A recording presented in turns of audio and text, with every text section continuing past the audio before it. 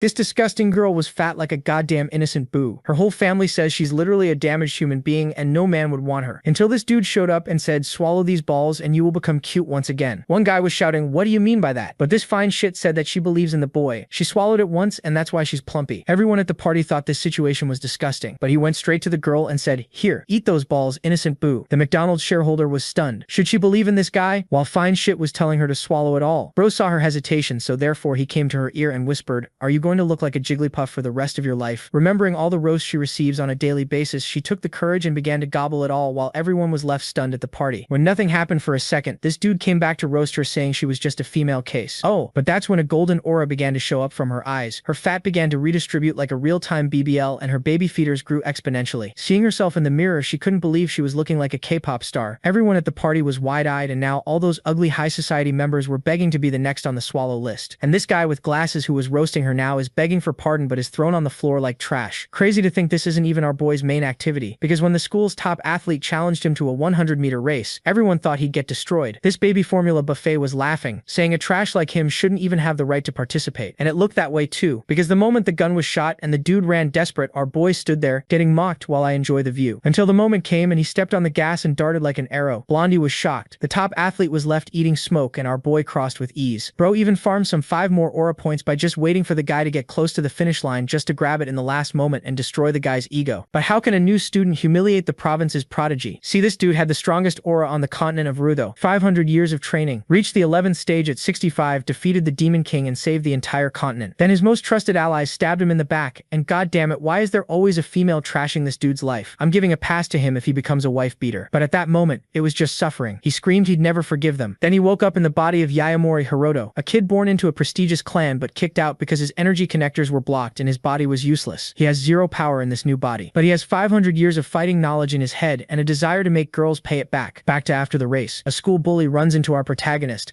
and starts messing with him. Osaki Haru and Hokuba, from the boxing and fighting club, show up to give him a hard time. He knows the body's original owner was being shaken down by these bullies. They took his money under the excuse that they were protecting him. Hokuba lets Haru handle him, because there's something off about Yamori. Hosaki thinks dealing with weaklings like him is easy, and that one punch will do it. But things are different now, and Yamori dodges the punch easily. He hits back with a powerful punch to the bully's chin. From a cultivator's point of view, a boxing club captain is just an ordinary guy. Then he throws a huge kick right into his face.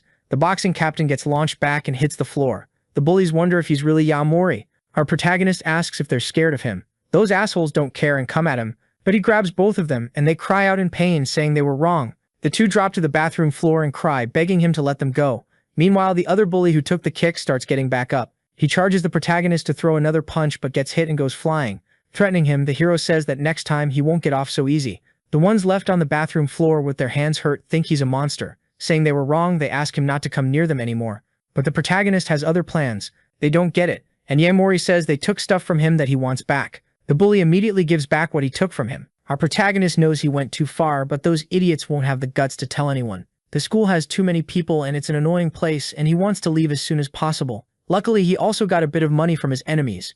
With that amount, he's going to buy raw materials to make low-level talismans. Talismans are items that weak cultivators buy all the time, and even a piece of crap like him can make a few in this state. After making the items, he knows he can sell them and save up a good amount of money. Now he needs to find a suitable place to cultivate and buy medicinal ingredients. 3 weeks passed and there's no sign of the items selling. People in this world look at talismans with a lot of superstition. In the middle of a run down the street, the level 1 cultivator finds an injured dog. Its injuries look serious, and the little animal collapses on the ground from the pain. So he takes the chance to test the talisman's effects on the dog, which looks like it got hit by a car. He restores the animal's health, which had failing organs and physical trauma. In moments, the dog goes back to being healthy and starts barking, all excited. A man tells Shizuru it's just a dog and it doesn't matter if it lives or dies. The young mistress of the Suga family says he thinks that because he's the one who ran the animal over. Annoyed, the madam plans to take the little guy to the vet, until she's shocked to see it in the boy's arms and healthy. Even after being hit, she asks how it's completely healed and if the young man did something to it.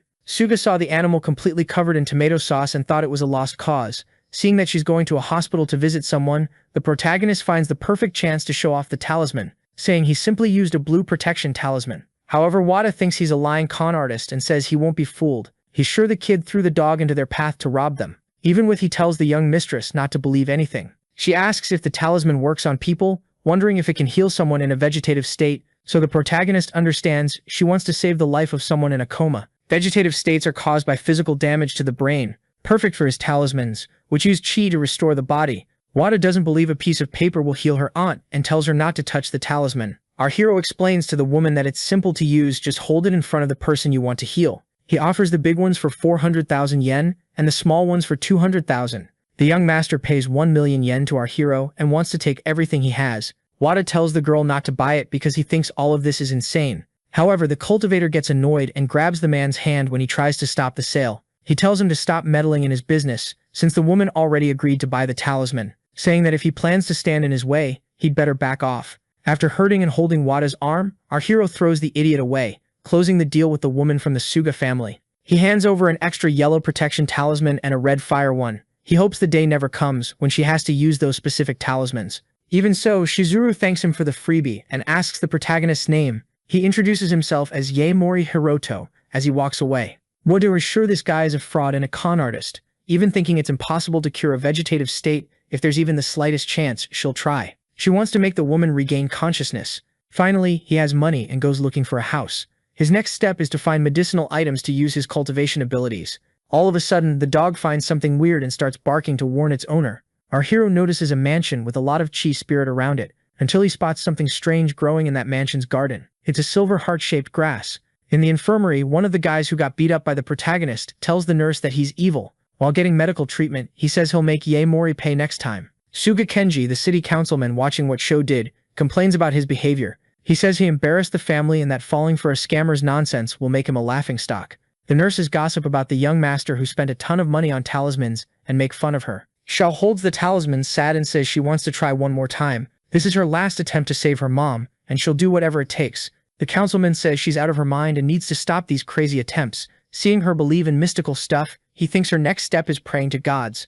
Talking back to her father, she asks what he's going to do to help. She asks how many times he visited her mom while she was unconscious. She blames her father and says he didn't do everything he could have done, and that if he leaves her mom like this, he'll go find another woman and just abandon her like that. Her father gets really angry and threatens to slap her, but he stops himself and holds back. He says his daughter is getting way too mouthy too. He says he's going to call the nurse and pull those tubes out of her. Crying, the daughter says her father can't do that. Holding the talisman, she cries and says she'll never give up on her mom. Suddenly, the talisman kicks in and a blue light starts coming off it. The mother wakes up, puts her hand on her daughter's face, and calls out Shizuru.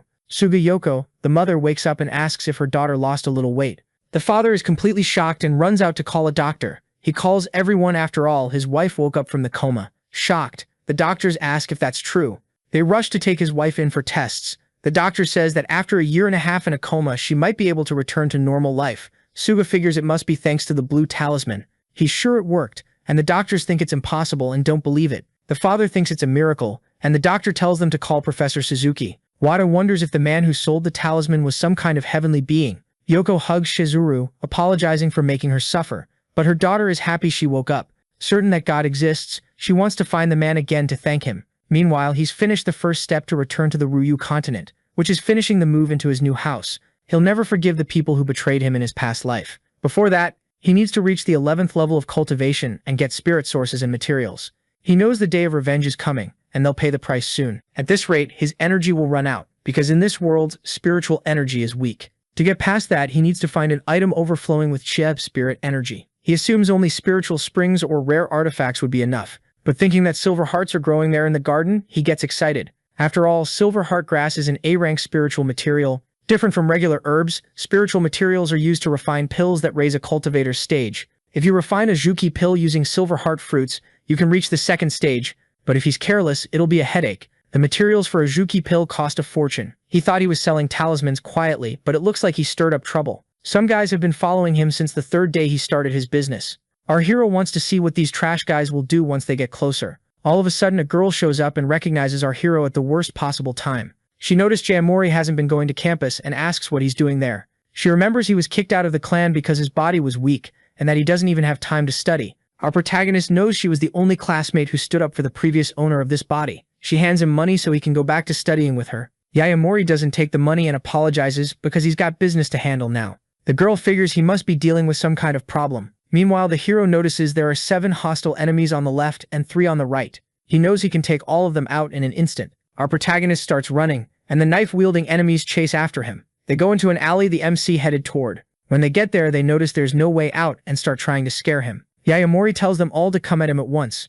The group of 5 scary-looking people stops in front of him, all armed. A bald guy gets ready to fight and says this is going to be fun. Our cultivator asks why they've been watching him and following him for days. The man says he's got some nerve selling items like he hasn't made a massive pile of enemies. They ask why the young mistress of the Amatani clan is interested in a guy like him. That woman was almost the MC's fiancé, and he thinks it's over the top to kill him just because the marriage fell through, so he's going to force the answers out of them. The girl sees the Yakuza members trying to take Yayamori out and is shocked. She thinks he can't beat armed gangsters with the fragile body he has. The girl decides to call the police to save the boy's life.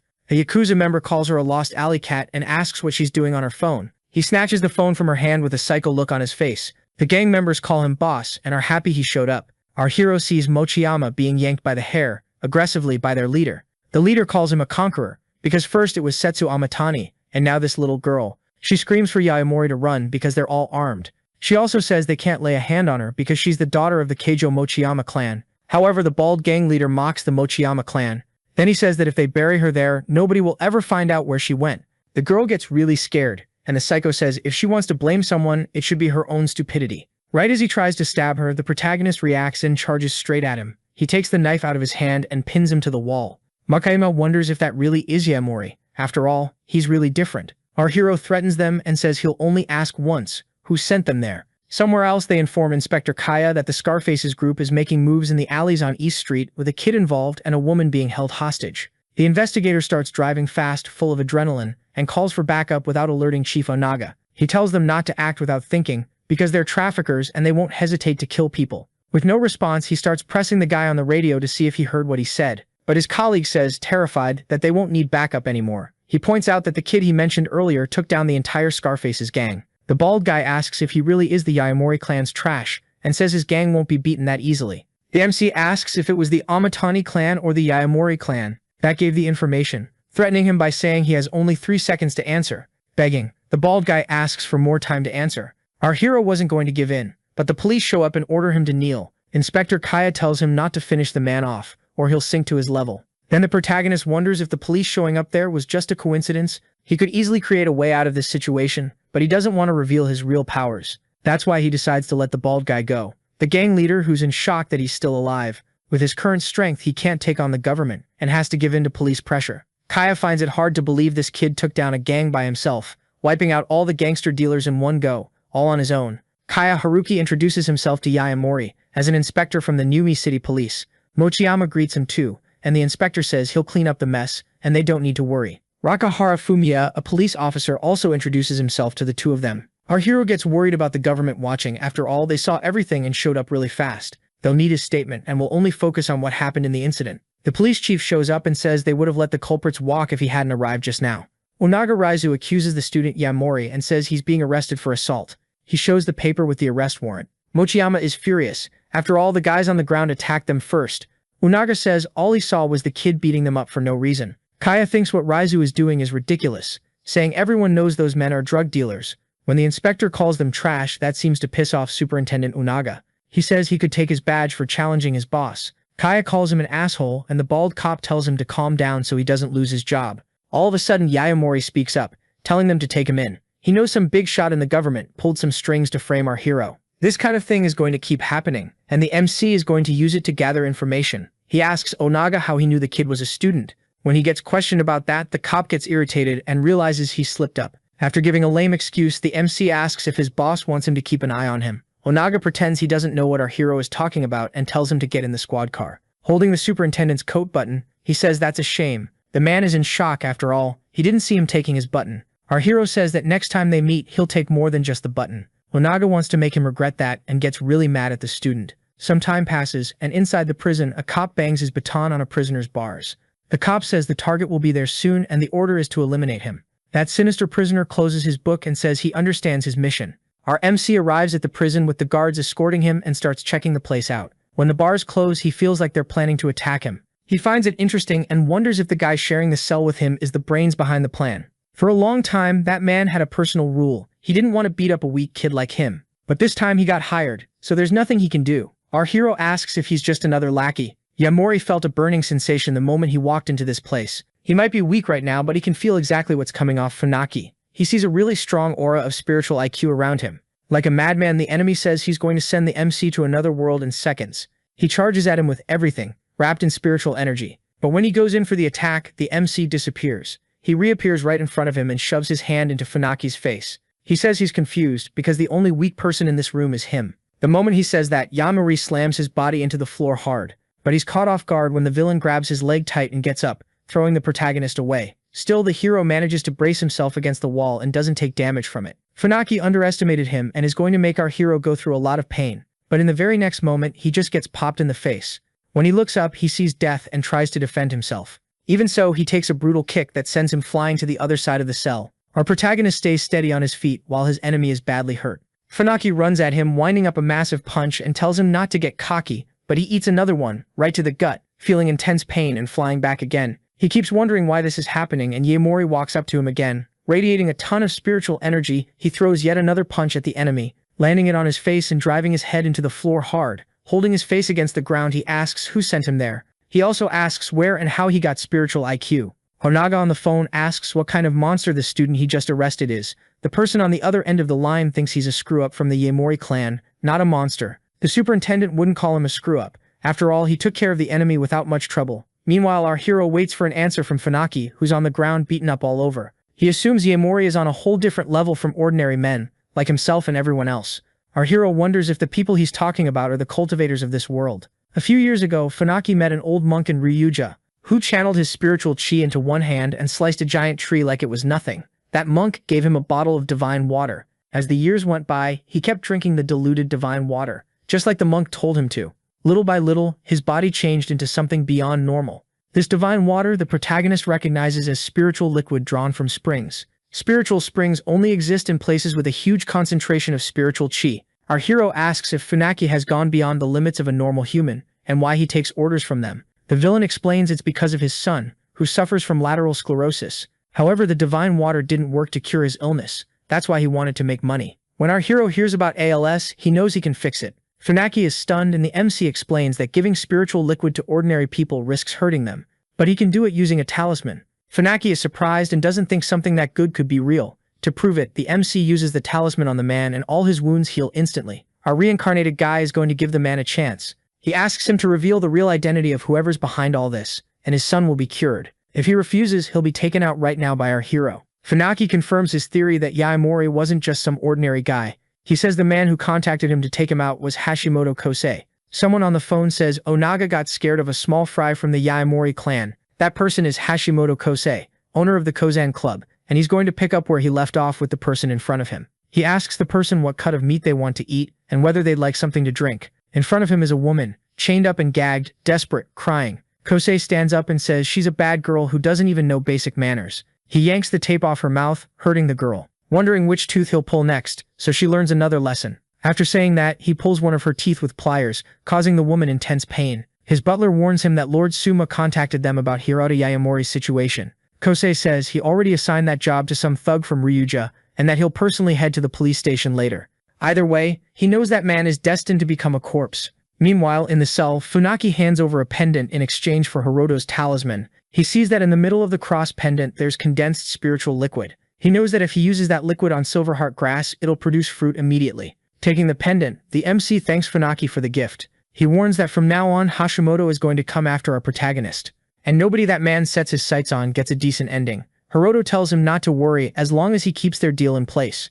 About Hashimoto, the MC says he'll make sure to send his regards to him. At Newin University, a classy woman steps out of an expensive car. The woman who bought the talismans didn't believe the boy was the Yamori clan exile, until she saw the photo with her own eyes and was sure it was him, and the boy is her freshman too. Saki talks to the college president about what happened to the protagonist, but he doesn't want to get involved. But the girl is determined to get him out of the chair. Shizuru walks into the room right then and sees they're talking about Hiroto Yamori. Meanwhile, in Superintendent Onaga's office, the cop is furious with him. After all, the man is letting a gangster walk out of prison after chasing him for years. Kai accuses the boss of abusing his power. His boss says he has no evidence, and accusing a superior of a crime without proof is serious. Kaya says he knows what his boss is planning behind the scenes. Threatening the young cop, the superintendent orders him to say what he knows. However, the cop gets scared and ends up not saying anything. At that moment, Shizuru and Saki arrive at the office, even with a cop trying to stop them. The superintendent gets mad at the guard for not stopping them. He wonders who they even are since Hiroto didn't seem to have any real backing. He says the girl's friend is suspected of theft and assault and can't be released until trial. Kaya says that's ridiculous, since he wasn't suspected of any of that. The chief says he can't leak information since he's the superintendent. Saki asks why the Yakuza members aren't there. Unaga says he doesn't have to explain anything to them, and he can arrest them for obstructing justice. Shizuru tells him to try doing that to her and sits down while she waits for it. The corrupt guy orders the cops to put these people in the holding room and tells them to shut them up. They're going to be detained on suspicion of being accomplices of Yomori Hiroto, and Kaya Haruki is suspended for covering for a criminal and will be interrogated. Shizuru asks if Director Ogi is going to stay quiet if he just makes up crimes at random. Unaga threatens her for insulting a national public figure, which makes her crime even more serious. Shizuru says they're setting up coincidences for Superintendent Unaga. The chief gets irritated because she's making things harder. She says Yomori Hiroto's problem can be solved with money. Unaga says it's normal for influential people to have privileges, and she's no exception. He brings up the time she was attacked by Kaya and fought back desperately. In a threatening, manipulative tone, he says it wouldn't matter if he claimed everyone there lost their lives. Shizuru asks if Director Ogi heard that, and on the phone he says yes, since she called him in the middle of the conversation. The superintendent gets scared when he realizes their whole conversation was heard by Ogi. His boss says that for abuse of power and for threatening a councilman's family, Onaga Raizo is going to be suspended. When she asked if she should introduce herself again, Onaga realized Shizuru is from the councilman's family. Meanwhile, in prison, the MC grabs the pendant with spiritual liquid. Seeing the amount is low, he knows he'll only be able to use the liquid once. He notices someone has arrived at the cell and stays alert. Realizing it's Shizuru, he gets excited to see Hiroto again. Meanwhile, the rich guy smashes everything and says everyone is useless. One is at death's door and the other is rotting in a cell, so they're useless. If the Ama clan's directive isn't carried out, his head will be on a guillotine too. The bodyguard asks Lord Akimasa what he'll do now. To prove his loyalty to the Ama clan, he asks him to bring the boy back alive and says he'll wear his best outfit. He decides he'll get rid of this trash with his own hands. Our hero spent all his money on materials and is completely broke, so he uses his materials to refine the clumped spiritual chi pill. He takes the pill. It's a rough method that leaves the chi condensed and impure, but it'll be useful in this world. With that, he finally reaches level 2 of spiritual chi cultivation. Over the years, he used the cloud shadow method to evolve. At the speed he's at now, not even bullets can hit our protagonist. He used up all the spiritual fluid he got to advance further in the future. He'll need more mana-rich materials. According to Funaki, there are spiritual sources in Ryuda, but taking a normal route will be dangerous, and he's going to talk to the local influential contact Funaki gave him. The costs come to 2 million yen, and in his current account, he's got a laughable amount. On TV, he sees an ad for a miracle syringe that makes you look younger. It got popular, and each dose costs a lot of money. Our hero realizes the women in this world are obsessed with youth and sees a chance to make money off that. 5 hours earlier, he was having dinner with Shizuru and can't believe she's Councilman Suga's daughter. That's why she had a direct connection to the superintendent. Suga said he had a favor to ask the MC. That's why he invited him to dinner. He asked if he was familiar with the Sugo building. Our hero knows it for housing the biggest cosmetics headquarters in the city of Numi. Shizuru says her family owns the whole place. The next night, she's going to host a gala event to celebrate the recovery of her mother, and she invites Hiroto to attend too. Back in the present, at the Sugao building, the gala starts at the top.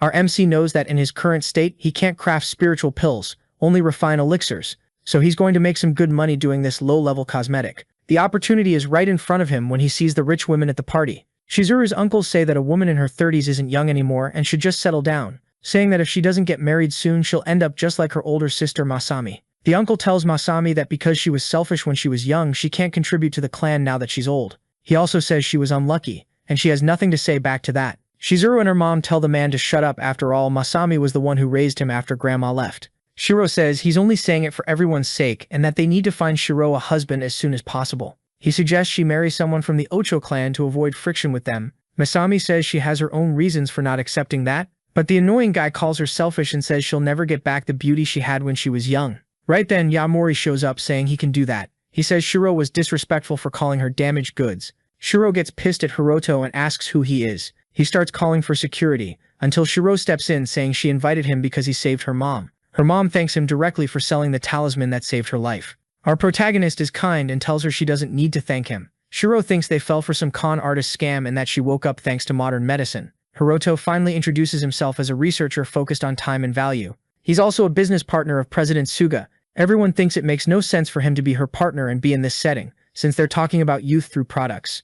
So he decides to show the answer to that inside the box he's holding. Shizuru's aunt thinks it's funny and wants to see what kind of trick he's going to pull. He approaches Masami, asking her to give him her hand. Then he asks her to take the product that's inside the box. Shizuru starts yelling, accusing him of putting poison in that sketchy pill. The woman asks if it's safe to drink that. Shizuru says he's trustworthy and decides to take the pill herself. Her mom decides to join in too, since the man saved her life. The businessmen say there's no such thing as an elixir of youth in real life. Our hero whispers in Masami's ear, asking if she doesn't want to feel young again. She cries after all the men call her old and insult her for her age. Determined, she takes the pill with confidence and swallows it. The Suga family uncles can't believe she actually did it. Seeing that nothing happened, they think it was poison or just a scam. Shiro points his finger, all smug, saying he knew it was a scam, until all of a sudden Masami's hair and skin start to change, completely transforming into a younger version of herself. That leaves all the partners and family members in total shock. The rich older women ask him to name a price and offer him insane amounts of money. They start offering more and more like it's an auction. The family knows that if they get the rights to it, they'll dominate the cosmetics industry again.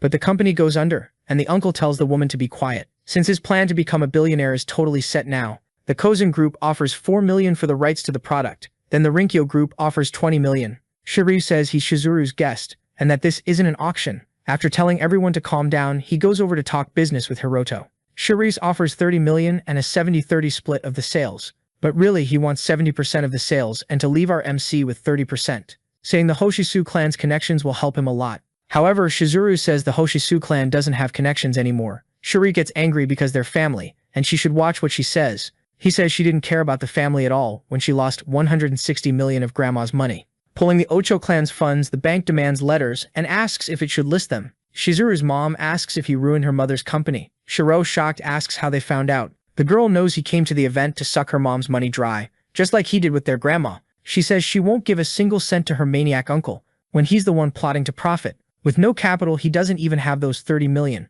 When she accuses him of trying to scam her mom, Shiro says that's not true. He drops to his knees, begs, and plays the worst siblings card. Annoyed, she says he let her down and that she helped his company because he said he'd changed. Kneeling and humiliating himself, he says she always helped him and covered for him. But she says she can't ignore his selfishness. After all, he destroyed their mother's legacy. She stands up from the chair and tells him to clean up his own mess. Shocked, Shiro asks if she's cutting him out of the company's business. Shizuru gives him the option of facing court and paying for what he did for the rest of his life, or selling his company to her for 1 yen. Suga tells Yaomori there are real pros at this party who can do business. He says he'll introduce them to our protagonist. 40 million is fair for him, and he should keep 80%. And he needs to be careful, because everyone there is a vulture. Hiroto trusts her to handle the business side of things. After the fancy event, she gets in the car and they head to his place. She notices the place is huge, and he modestly says it's rented. He thanks her for the ride, since it saved him a long walk. Right then, the woman says they're friends and he doesn't need to thank her. When he's surprised she called him a friend, Shizuru doubles down with a friendly smile. On the way home, our hero thinks it over, and realizes this new life isn't so bad. But when he opens his front door, he sees a puddle of ketchup, and his dog looking beaten down. The moment he arrived, the thug Kusei sent called him and warned him he was coming with a woman. Kusei thinks that's perfect, and orders them to capture the woman. He figures if he gets a taste of despair, Lord Sumo will be satisfied. He hopes he likes the present they left. Our hero sprints toward the little guy and pulls out the knife. He throws his healing talisman and notices he's breathing, and he'll be able to save him with the item. However, right above him there's a man hanging from the ceiling with a knife in his mouth. He tries to attack, but the MC dodges and counters, leaving the other thugs in shock, while telling his dog to hide. Then he looks at the rest of the thugs and asks if they want to be taken down one by one. They all rush him at once, but our John Wick drops the first one. Another tries to attack but misses. He ends up with a messed up arm and then gets turned into a memory. The thugs change plans and grab firearms to start shooting at him. But right now, not even bullets can touch our boy. Meanwhile, the psycho blonde starts grabbing tools to do some nasty stuff. He moves in on Shizuru, who's crying in fear. The psycho asks if she really is Shizuru Suga, Kenji Suga's daughter. Suddenly, he gets a call on his phone and is told all his underlings were defeated. He's stunned to find out they couldn't beat Hiroto. When he hears Yaomori's voice, he says he really knows how to surprise people. The blonde warns our MC that he kidnapped the Suga family's daughter. Our hero says he's on his way there and tells him not to do anything to her, and not to drag innocence into this. On the phone, Kause curses our MC out for ruining his plans, and says he has 40 minutes. Yaomori crushes the phone in his hands, so angry, and promises to find Hashimoto. Kause plans to film a trailer for this video. He pulls the tape off her mouth, and his guards start banging on his door. Annoyed, he asks what the emergency is, and his guards tell him the fire suppression system was activated in the warehouse. Kause had them remove the warehouse alarms in case the police showed up there. At that moment, the woman closes her eyes because she's exhausted, until out of nowhere, the guards go flying from the impact. With no strength left, the woman starts calling for Hiroto Yaomori, assuming it's him. 1 hour earlier, Funaki in the middle of the night went to deliver an introduction letter to Ryuja. He got no answer on the phone and stops his bike at what should be the right address. Funaki wonders if he's standing in front of Yayamori's house. Then they tell Hashimoto that Hiroto Yayamori is back home, and Funaki hears it. He goes after them and sees the thugs who were planning to take out our MC. They also captured the woman in the meantime and put her inside a car. Funaki saw what Kause did, kidnapping Hiroto's woman and trying to kill him, sending assassins to his house. He started following the car that took Suga and sent the coordinates to the protagonist. Meanwhile, he interrogated one of the assassins who was in his house and made him spill everything. Hiroto asks the favor from Funaki, asking him to get his friend out of there, but he wants to take out the blonde guy with his own hands. Kause is furious at his guards because he demanded they cut the warehouse fire alarms. He says he'll check what's going on and tells them to stay on guard, while Funaki has already broken into the place. His security guys complain about this whole situation with the girl's kidnapping and his demands, until they notice the arrival of the buff guy, giving off spiritual energy. They ask who he is and what he's doing there. With a creepy look on his face, he tells them to be patient and attacks them with his colossal strength. He throws the guards away and finishes them off with his fists. Reaching the room where Suga is, and with her thinking it was Hiroto, Funaki knows Yayamori owes him one, and the man takes the woman away from the place, getting out of there as fast as he can with the woman over his shoulders, before they realize what he's doing. The car is in the garden behind the door in front of him, and he knows they'll check the security system soon, until all of a sudden he gets hit by a projectile shot in the leg, and falls to the ground dropping the woman. Kause says his shooting accuracy hasn't dropped one bit, and that the shot was brilliant. Funaki wonders why they came back so fast and how he got caught like this already. Hashimoto says the guy had a lot of nerve showing up like that at his mansion. The buff guy and Kause haven't seen each other in a long time, and they bring that up. Kause thinks today is great because everyone came there to be punished by him. That makes him tremble with excitement at the situation. Funaki thinks he's mistaken and that he won't be saying that after getting taken out by him. Meanwhile, outside, our hero arrives, and the guards notice his presence. He shows up imposing, giving off a red aura from how angry he is. The guards ask if they can help him, and the protagonist already hits them without saying a word. He smashes one guy's face in, and he goes flying and destroys the front gate. The next one who comes at him, the same thing happens and he wins with a single blow.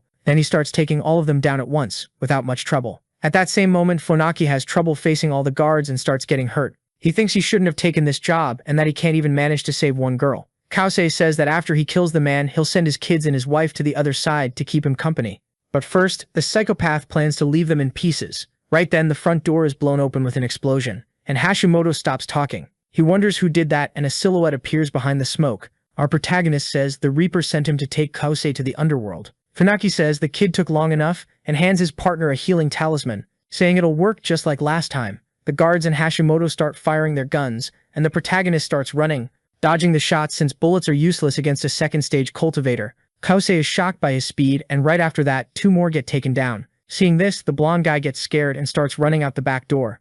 Hashimoto didn't expect that and wants to run too, because he moves like a martial arts clan member. Desperate, he starts mashing the elevator button so it'll come fast and he can escape. The elevator doesn't come, and one of his guards gets thrown against the door, leaving the blonde guy in shock, telling Hiroto to calm down, hinting that the one who wants him eliminated is Lord Ima and that Kause is protected by him. Our hero has never heard of him and says the blonde guy is going to wish he wasn't alive from how much he's going to suffer. Terrified, Hashimoto lets slip that Elder Joe wants him dead for getting involved with the Amatani clan's daughter. The MC searches his memories, but he didn't have any with Setsu Amatani, so he thinks it might have been a setup. Kause says only the Amatani clan could have set all this up and tries to convince Hiroto to let him go, saying Setsu and the Amatani clan are very powerful and experienced. Kause says that if he lets him go, he'll speak well of him, and that he'll realize the value of that later.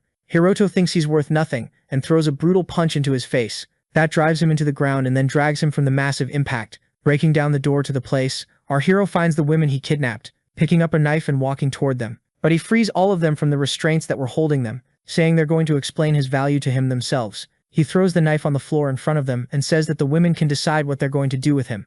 Hashimoto, injured, tries to say he has value and money to help the MC, but Yamori doesn't care and the women grab the knife and go after him, saying they don't want his money, and the only payment they want is to see him dead. After that, the reincarnated guy heals Suga with his green talisman. Our hero tells Funaki to leave. After all, he called the cops and they're already on their way. He says he'll come back right after handing her over to the police and making sure she's safe. Funaki knows he has the information she needs and wants to know his next move. Our hero says he's going to investigate the Ima clan and destroy them. Our hero defeated Hashimoto, but Suma is still out there somewhere. So he started training hard, and he's going to find his location as fast as possible and take him down. All of a sudden, someone rings the doorbell and he wonders who it is at this hour. He gets an invitation from President Suga with a message saying they'll leave as soon as his preparations are complete. He doesn't understand what she means by leave. He calls her saying he got the invitation and asks what the suit is for. She tells him to look inside the invitation, and it shows it'll be a party hosted by the Hashisu family. Our MC is surprised he got invited to a Hashisu party. Shizuru says selling the Zhuyuan pill will bring them closer to the family and that they'll dominate the pharma market in the city of Numi.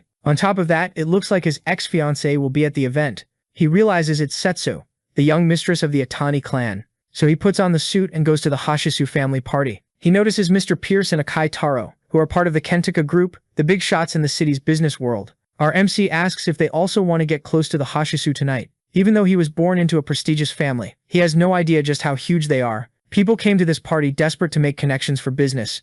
At that moment, the head of the Hashisu family arrives, Amatani Setsu. Our reincarnated guy notices there's spiritual chi around her. He wonders if she's the original owner of Hiroto's ex-fiancée's body. Hashisu Nana, the family leader, is next to Setsu, and the MC suspects she's reincarnated too. He wonders if she's a cultivator, and if she has unique cultivation methods in this world too. He figures she must be really confident, after all. She's not hiding her chi. If it's her, she must know about Soma, and he'll ask later. Shizuru goes to talk to her aunt and compliments her looks, saying she looks great. Nana asks how her mother is. After all, she heard she woke up from the coma and seems to be doing well. Shizuru thanks her for the concern, and Suga says she's recovering little by little. She says she bought the Zuyuan pill for her mother, and shows them the latest model in her hand. She pitches it, saying it keeps you beautiful forever, and Nana has heard the rumors about the pill. People find out it's the last pill available, and that the price is insane. Nana notices the quality is good and that's why it's called the pinnacle of spiritual pills, and it's not for sale anywhere else. She asks who refined the pill, and Hiroto introduces his friend and partner.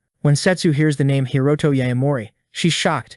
Nana is surprised because she knew him when he was a kid, and now he's grown a lot and become a man. She says the Yayamori clan has no eye for talent. After all, the boy refined the pill at such a young age. Setsu frowns and says his skills won't be useful to this family, because with their status, what they want is cultivation techniques. Just like the MC expected, a prestigious family has already mastered mana cultivation methods, even if they're awful compared to his world. Nana asks who his master is, making our hero remember a red-haired woman. But he says it's just a hobby, and he doesn't have a master. And when he's about to say more, he's interrupted by a man who comes over to talk to his aunt Nana. No one knows who he is, but they explain he's a partner of the Suma family, and was at Keiju's party last year. Nana is happy he came and calls this man Joe. Our protagonist stays alert, because he remembers what his enemy said. The guy says Setsu will be mad at him if he did something wrong at Nana's birthday. Nana introduces the young mistress of the Suga family to Shizuru. After he asks who she is, Sumajo is captivated by her beauty and says it's a pleasure to meet her. Then he comments that he's heard good things about the protagonist and asks who he is. Hindin notices he's pretending and wonders how long he plans to play dumb. According to Hashimoto, Sumajo is supposedly a cultivator, but when he tries to scan him looking for inner IQ, he realizes the guy is empty. After the handshake, Joe says it was a pleasure meeting Hindinoda Yayamori. Then he greets Setsu, and our MC keeps finding him weird, because while they were talking he couldn't feel any fluctuations and thinks he's not a cultivator after all. Even when he heard his name, he didn't feel any killing intent coming from Suma. Dinner happens and everyone dressed up eats at the same table. Some fancy guy tells everyone to gather in the hall to dance after the meal. The couples start dancing slowly and the MC in the bathroom is still thinking about Joe not being a cultivator. He wonders if he got played and what reason the blonde guy would have to do that to him. Some random man comes up and asks Shizuru to dance, but she refuses. Someone tells him Shizuru is the young mistress of the Suga clan and wouldn't dance with him. Everyone who asks her gets rejected. Even the heir from the Katagiri family got turned down by her. Right when the man is talking about what kind of man she would accept, he gets blindsided. His friend points to the scene that's got everyone in shock at the ball. Shizuru inviting Hiroto Yayamori to dance with her. Meanwhile, Joe leaves the party, getting into the limousine. He tells his guards not to let anyone come close. They obey, and Suma drives off. The guards wonder what Joe and someone else are doing in private. They've heard that Joe's guards end up losing their heads and don't even recognize their families afterward. They've heard the guards get swapped out day after day, and the last one suddenly disappeared. Suma gets slapped and gets chewed out for holding another woman's hand right in front of Setsu. The man apologizes, but a man with golden rings releases spiritual energy and says he'll only keep him alive because he thinks he still has the tiniest bit of use. But if he can't handle a simple task he's about to demand, he'll be eliminated soon enough. This is the original Suma Joe, the clan descendant, not the imposter who went to the party. The real Lord Joe gets out of the car and tells two guards to follow him to the hall. The guards notice the rumors were true and only one person got out of the car with Suma. They wonder what happened in the limousine and we see the disguised Joe tied up and completely restrained in the back seat. Back at the party, the real Joe apologizes to Setsu because something urgent came up that he has to deal with. He notices Shizuru Suga is dancing with a man and can't believe it. After all, he's never seen the man she's dancing with right now. The two dance to the piano melody and look like they're staring at each other like they're in love. Until our MC pulls her closer to his body and she says he dances really well. She says that if they want to sell the Zuian pill to the Hoshisu clan, he needs to fit the vibe of the party. The body's original owner learned ballroom dancing, and thanks to the second stage of cultivation, his balance is flawless. Nana asks if Setsu didn't know about the boy's insane dancing skill, and she says that even if he's a good dancer, he's still just a commoner. Nana notices the girl was watching everything closely. Jomor notices Yamori has talent for dancing too. Suma tells Nana he just met Hiroto, and she didn't expect that. Even with the power of the Ama clan, Nana asks if he can't look into the past of a renegade child. Suma says they don't want to cause trouble in the city of Neiyumi, because it's Hoshisu clan territory. Nana thinks the means don't matter. After all, Hiroto's aptitude for alchemy is extraordinary. She just wants to tie his potential to the clan's future. She doesn't want to leave him running loose in the world any longer. Suma thinks Nana is threatening him, and that if Setsu weren't there, he would have gotten rid of her a long time ago, and he thinks about what to do with the trash that is Hiroto Yamori. The guests start gossiping about the MC annoying the protagonist's ex-wife, who says she's leaving. At that moment, she walks up to Yamori and says she knows exactly what he's thinking. And like she's the last cookie in the box, she blurts out that getting close to her is pointless. Our protagonist wonders what the blue-haired girl is talking about. Annoyed, the girl thinks refining pills won't make him rich and will only cover his living expenses. Our hero takes a sip of wine and doesn't answer, while she tells him to focus on himself and not on her. Hiroto snaps back hard, asking who she's even talking about in that little speech. She says the spiritual chi she's giving off isn't on purpose. It's because she doesn't know how to control it. The girl is shocked and asks how he knows that. He warns her that forcing cultivation can speed up absorption, but it'll destroy her body. She asks how a mere mortal could know that, and the MC says he can fix her problem. The girl doesn't seem willing to believe his pointless accusation. Hiroto tells her to believe whatever she wants, and he doesn't care if she refuses and loses her body. After all, the girl is running out of time and he wanted to help. She can think of it as a business deal, and he has a request for her. There's something he wants to ask Ima Jo. When he whispers what he wants in her ear, the jealous guy watches from afar, furious. At the end of the party, all the couples leave, heading to their cars. Nana catches up to the two of them as they're leaving together. She's interested in the Zuyuan pill and asks them to spare a moment to talk. Noticing she came to talk in person, he figures she wants more than just the pill. She says the protagonist and Suga have a lot in common, since after her parents died, her uncle started deciding her whole life. Luckily, she was recognized as a cultivator and loosened the chains that were holding her down. Now the MC understood why the girl's body is basically destroying itself, since she's trading her lifespan for a higher cultivation foundation. Nana is telling him this because she did everything she could to help Setsu, but her condition can't be cured. Just like Shizuru's mother, nothing works on the madam. That's why she wants our hero's help to save the girl. Aunt Nana is the president of the Traditional Medicine Association and trusts Hiroto more than doctors do. Even though it's true he can refine talismans in addition to pills, he realizes the legendary business cultivator they were talking about was him.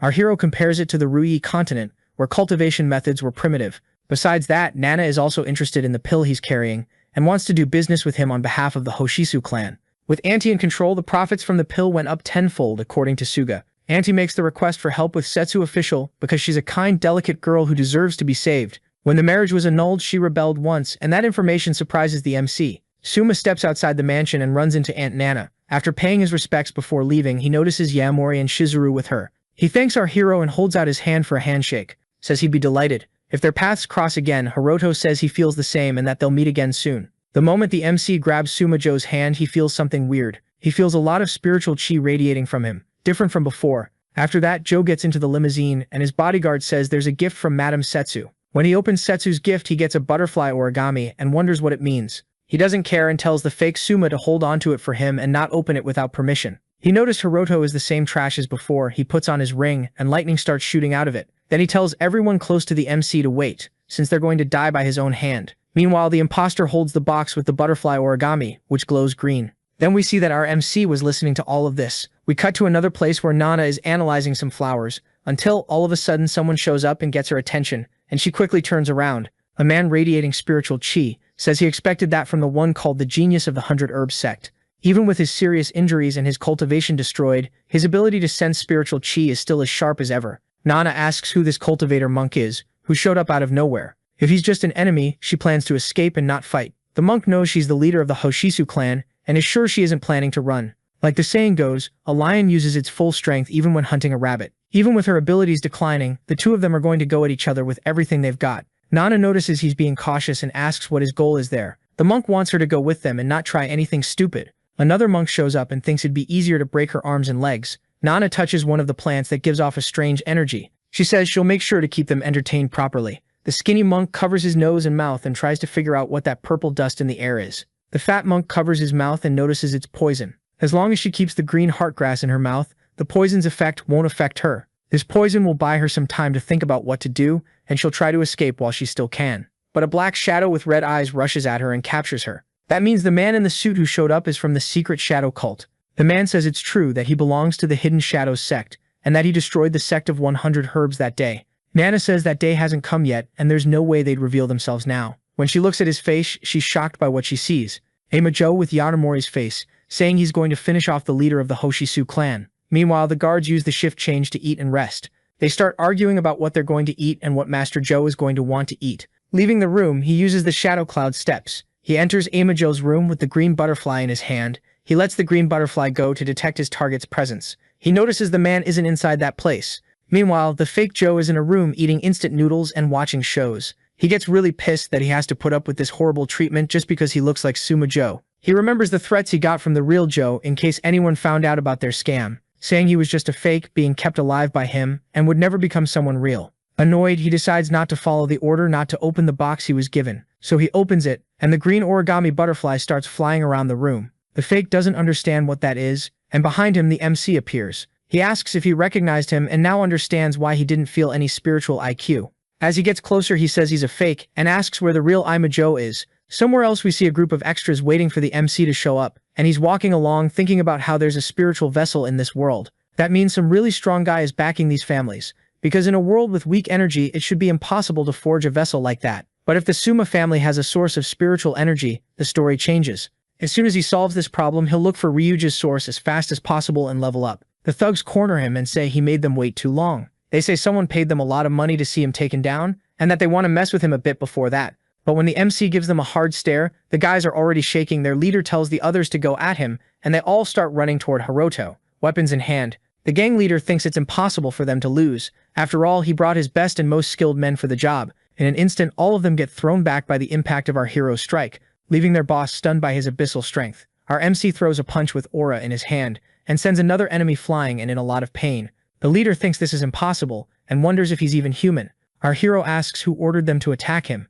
Meanwhile, at Nana Hashisu's house, the girl Setsu investigates the crime scene with her guards. One of them shows the rooftop cameras around 1 a.m., when 2 monks showed up to attack her. The recording ends there when they're breaking into the house through the roof, and they believe Nana was kidnapped. There were 3 criminals, and one of them got a perfect image of the man's face. They say he was at the party that day and that it's Yamari Hiroto, and Setsu can't believe it. She grabs her car and her phone with the clip of the video where he appears and heads to a house. Someone gave her the address, and she went there, to the place she was told. Standing in front of the house, furious at Yamari, she's not going to let it slide. That he went after her relative. A man with a broken arm asks if she has business to settle with Hiroto. Angry that these people kidnapped her aunt, she tells the subordinate to take her to him. Her subordinate says he's inside the mansion right now and points the way for her. She sees several subordinates, all injured, and wonders if they're commoners or not. She notices another butler, all beat up, handing water to our protagonist, until he notices Setsu's presence, and she arrives furious, yelling at the MC, accusing him and demanding that his lackeys free her aunt,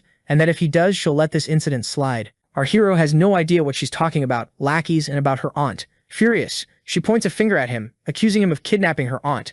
Hiroto didn't know Nana had been kidnapped and doesn't understand why Setsu suspects him. She tells him to stop playing dumb. After all, she has proof, and he didn't expect it, but he was caught on the house cameras. He knows the man in the video used a spiritual vessel and transformed his face to kidnap Aunt Nana. Setsu powers up her body and tells him to give her aunt back right now or she'll use her cultivator strength against him. Our MC says he wasn't there and asks his new subordinate to confirm it. When she asks the subordinate's version, they say they stayed by his side all night.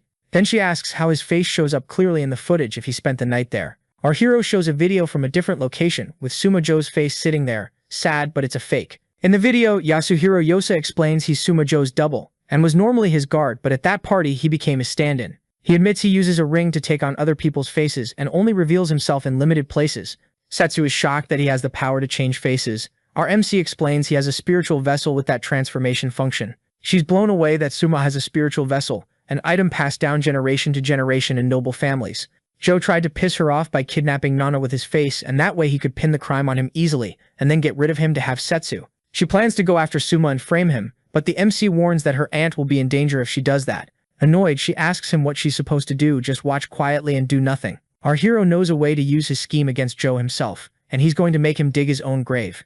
Meanwhile, we see Lord Suma using his abilities to drain people's life energy. He thinks these commoners are boring to absorb and keeps getting stronger. The fat monk says normal humans aren't ready for the side effects of his training. If he drains the members of the 100 Herb sect, he'll be able to fully master the art of shadows. If he reaches cultivation level 1, he'll earn a position with the elder of the Ama family. If that happens, he'll recommend the monk to his master in the Zen sect. The monk thanks him because it would be an honor, and the skinny monk says Kosaka captured Yayamori last night and they ask what to do with him. Suma says to make sure he's taken to Kogen Temple, and that they shouldn't kill him yet. After ripping out his own tongue, he'll let Yuki finish him off. At Kogen Temple, a man tells the lackeys to keep quiet, because they have orders to look after the artifacts there. A guard says they're tired of hiding behind the authorities like cowards. Then Boss Joe shows up, and everyone pretends they weren't talking about him, and greets him. Thinking he's there for an inspection, they ask him to look everything over carefully. He tells Harigaya to make everyone throw their communicators away when they leave the temple. After getting the order, Harigaya is shocked. After all, Lord Joe called him by name, and that never happens. The guards at the temple pull up with a van and say to take Yayamori to Suma, and a masked person tells him not to do anything stupid. When Hiroto arrives at the temple, the white-haired man is happy they're meeting again. Our MC asks Ima what exactly he's planning. In response, he says he didn't expect this day to come, since there was trust at the private party. With a twisted look, he calls Yayamori a worthless bug for daring to talk to Yuki in front of him, saying his biggest mistake was working for Hashimoto, and that he should have taken Hiroto out himself. Hashimoto worked for him, and Yayamori wants to understand why he's going this far because of him. Suma's reason is obvious. He's Yuki's ex-fiancé, and it eats at the man. After all, she's perfect and was born to be his and no one else's. Our hero is shocked that this is why he's being hunted. Joe says killing him would be a waste right now, and a bug like him wouldn't understand that because he'll never experience a divine act. Seeing the spiritual aura around him, the MC thinks he's trying to summon a powerful ability. Nana Hoshisu's life force is really powerful, even if she and her technique were useless when she was alive. If you absorb her shadow, you'll become a cultivator, and then you can be called a deity. Our hero asks if it would be better for the Lord to get rid of him now. Then Joe thinks Yuki wants to get rid of him more than anything right now, and he purposely left the recording of Nana's kidnapping, which means the one who kidnapped her and took her out was him, and he says that while reshaping his face into Hiroto's, our hero understands Joe's plan, that he's using his face, and says it loud and clear. Suma doesn't get it, until the guard in a mask and cap takes off the disguise, revealing it's Yuki Setsu, saying she heard everything loud and clear, and now knows the truth about her aunt's kidnapping, leaving him in shock after all. The blue-haired girl wasn't supposed to be there hearing all of it. He pretends his aunt is fine and alive, and that everything he said was a joke, just to scare her. Yuki doesn't care about his excuses and demands they bring her aunt back, as she releases spiritual aura. Otherwise, he and the Ama family are going to pay dearly for what they did. He says Yayamori used him, and the MC replies that he confessed everything on his own, which means he's a complete idiot, and Joe is stunned that his plan got exposed. Yuki already talked to the Hoshikawa family and says he can step back, since this isn't a situation for normal people like him. Suma warns that he's a cultivator too, and orders his monk to attack him, because he got confident in front of Yuki. The girl steps in front of Hiroto and says she won't allow them to attack him, putting herself in front of him. The two monks start channeling energy, and Suma tells Yuki to listen carefully to what he's about to say, saying that if she gets between the two of them, he'll make a phone call and end her aunt's life, since she's in his hands. He tells her to choose between Yayamori's life or her aunt's. Hiroto tells Setsu not to worry. After all, her aunt Nana has already been rescued and is safe. Suma is shocked. He got past all the guards and rescued the woman, which should have been impossible. Watching the footage of her being rescued, he can't believe this is happening. 15 minutes earlier at Kogen Temple on the mountain trail, we see everything that happened. When all the guards were gathered with Nana, Joe's order was that they weren't to move until he called. Then he looked around to see if no one followed him and saw a message from his guard who betrayed him, telling everything to Yayamori. Hiroto and Yuki wonder if Hiroto predicted all of this would happen. After all, he rescued her aunt really fast. They wonder if he's really the Yayamori they knew. Suma and Joe order the monks to take Hiroto down and they rush the boy. In response, Yuki also charges at them, but the monks activate a spell. Pink mana arms grab her arms and legs, stopping her from moving. While she's trapped, unable to react, Joe tells her to watch Yayamori's pathetic death. The girl gets scared as the monks go after the boy, telling Yuki she can't protect anyone. She starts blaming herself for underestimating Ima Joe and for not having come there. At that moment, the MC dodges the monk's combined punch, coming at him with everything. He kicks one in the face and slams the other into the ground with all his strength. Yuki sees Hiroto Yayamori's real strength and is surprised. The monk who got thrown spins in place, gets up, and wastes his substitution talisman he'd been given. Suddenly, the protagonist appears behind him like a monster, winding up another punch. Seeing how fast he moves, Suma thinks no human should be like that. Then he realizes Yamori is a cultivator and sees his spiritual aura pouring out really strongly. At that moment, Yuki is sure he really is a cultivator. The MC has been wanting to meet him for a while after all. He used his men to capture him and attack him. He plotted his murder using Hashimoto Akimasa, and also kidnapped his friends and attacked his pet. He remembers someone saying that having him buzzing around like a fly was really annoying. That's why our hero wants to finish the man off as fast as he can. Since our hero is a cultivator, Suma is going to use something he didn't plan to, because the price to pay is really high. And then a giant being made of spiritual energy starts to form around him. The two fallen monks get consumed by that weird purple energy. Our MC knows a transmission technique made humans in this world develop methods like what Joe is using. Those useless monks are part of that, and Joe wants to get stronger. He's going to absorb the cultivators to make his shadow technique stronger. Absorbing 1 would already refine it. Absorbing 2 will put him on a whole other level. After absorbing the monks who end up drained on the ground with no life force, he raises his cultivator stage. Our hero is shocked that he absorbed 2 people's cultivation at the same time and got stronger. The monster around him opens an eye and keeps getting bigger, radiating more energy, and Suma says Yayamori is going to be the next one to get absorbed. Setsu underestimated Lord Joe and never imagined he had this kind of overwhelming power. She feels like it's her fault for bringing our MC to this place to suffer. She yells at Suma to leave Yayamori out of this. After all, his problem is with her. Annoyed, he's mad that she's been protecting that trash until now. He starts unleashing even more spiritual power, and the monster behind him gets bigger and radiates more. He charges at Hiroto, wanting to send him to hell. He's so furious at him. When he swings an attack with the claw of that giant energy monster, the girl screams for the boy to run and get away. When it looks like the claw hit our hero, we see he dodged it flawlessly. He stops next to Setsu and releases even more spiritual energy, creating protection for both of them. With pink spiritual chi around his hand, the enemy gets pissed that he dodged his strike. Our hero activates Cultivation Stage 1, and a blue aura appears around him, managing to suppress the villain's aura. He says his technique wasn't anything impressive. Setsu notices he's stronger than Lord Ima, and the pressure in the air weighs on her because of his energy. Our MC shoots in at the target and kicks him in the chest, channeling energy which makes the hit stronger.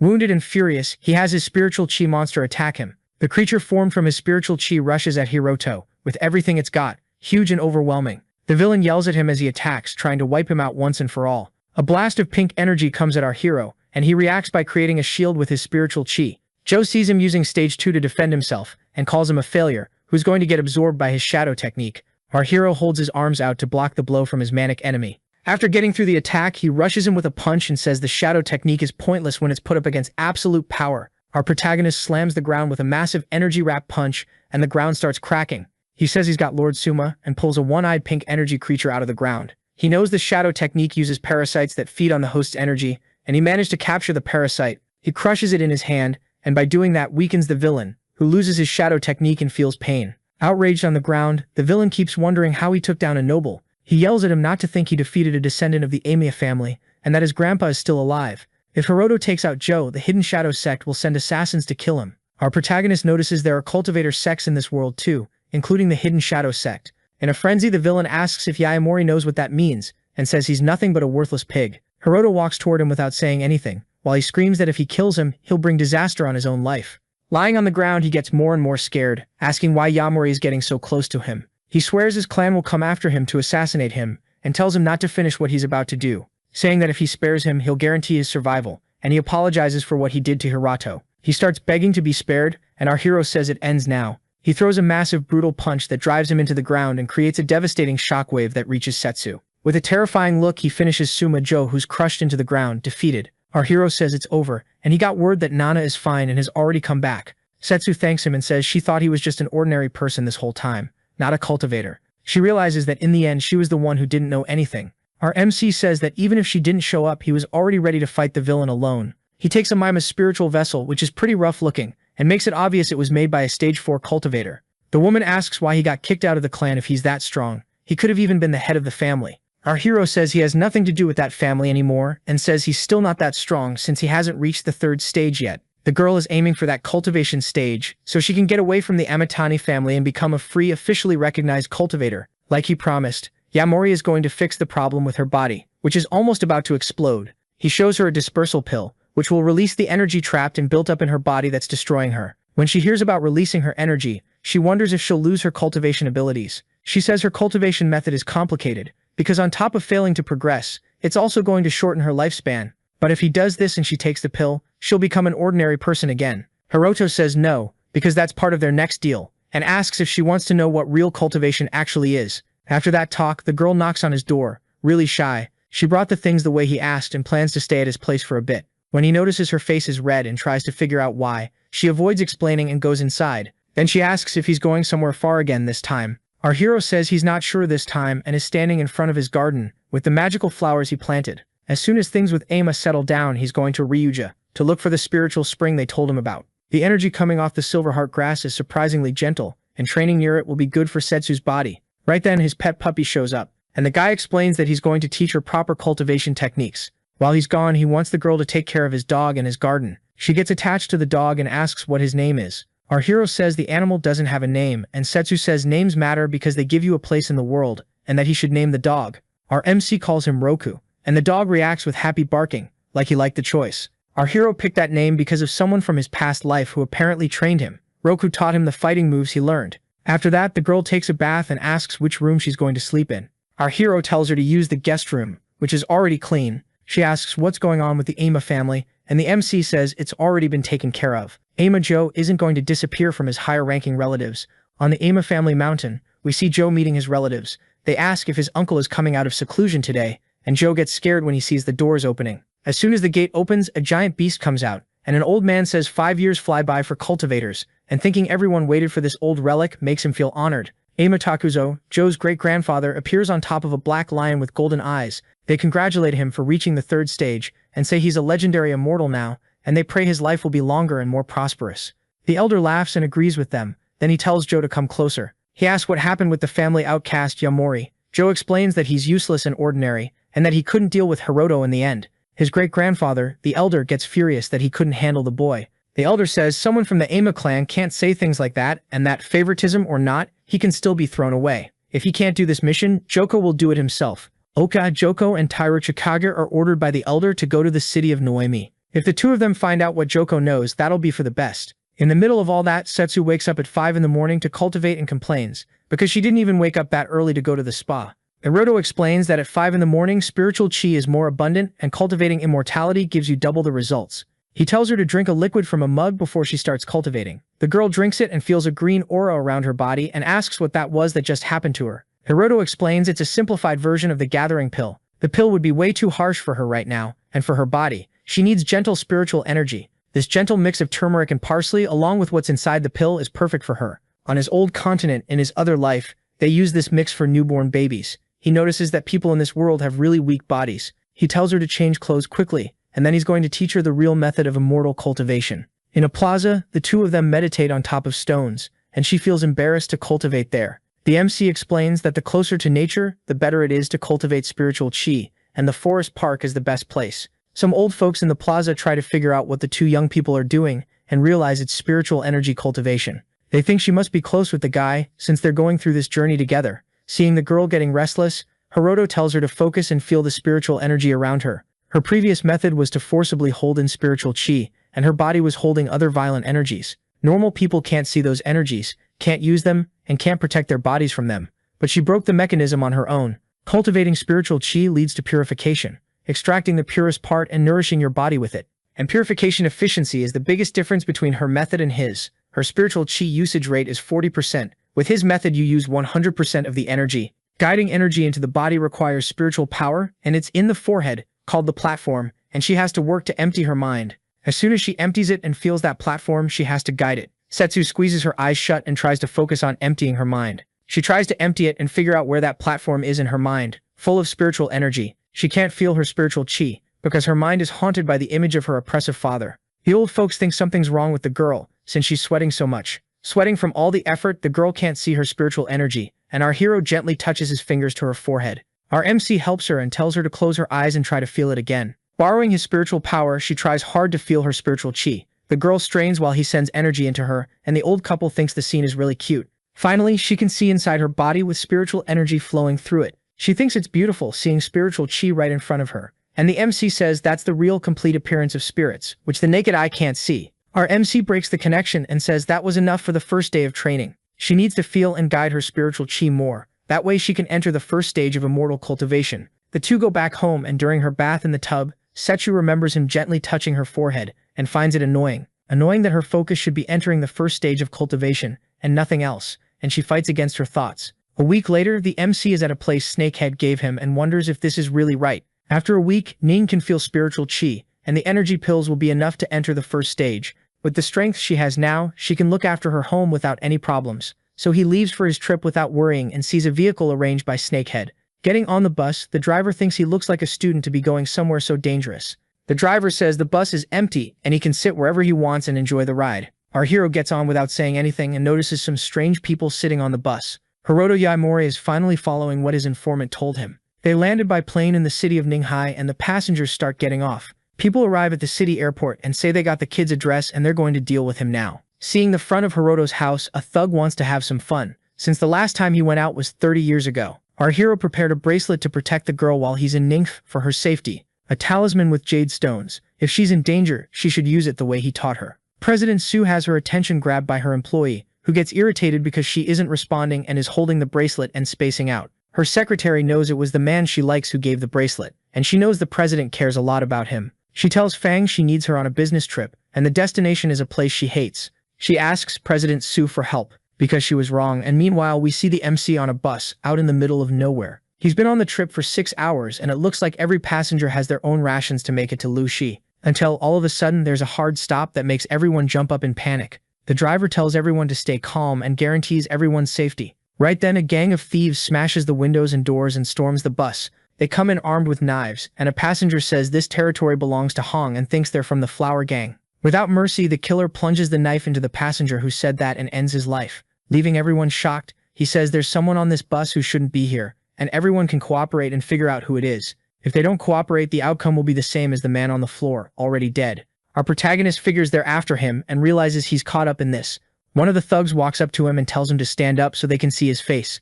Seeing him acting all sneaky, he asks what's in his bag. Another killer says not to waste words on people who won't cooperate and says they should be taken out immediately. Following his boss's orders, he pulls a machete out of his pocket and threatens the man sitting on the bus.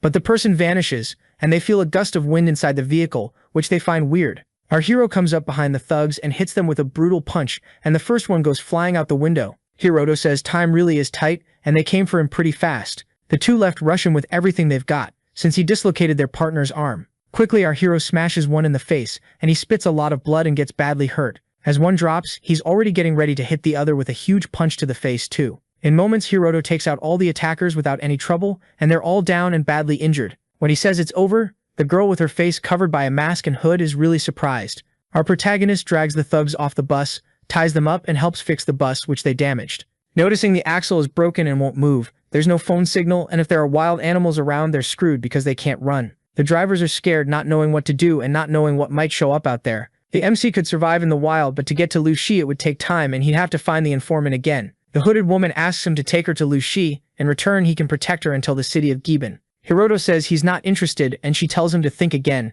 After all, without her he won't find Lushi. Our hero knows the group came after her because of what's in her briefcase. He asks what makes her think she can negotiate terms with someone who's being hunted. She says she gets his point but tells him to wait a moment. She introduces herself as Wendong from Lushi and says she knows he isn't going to the city for money, but to find sources of spiritual chi, and she pulls out a sample from her briefcase. So the video ends here. If you don't want to miss the next part, activate the notification bell, and see you next time on Tob's channel.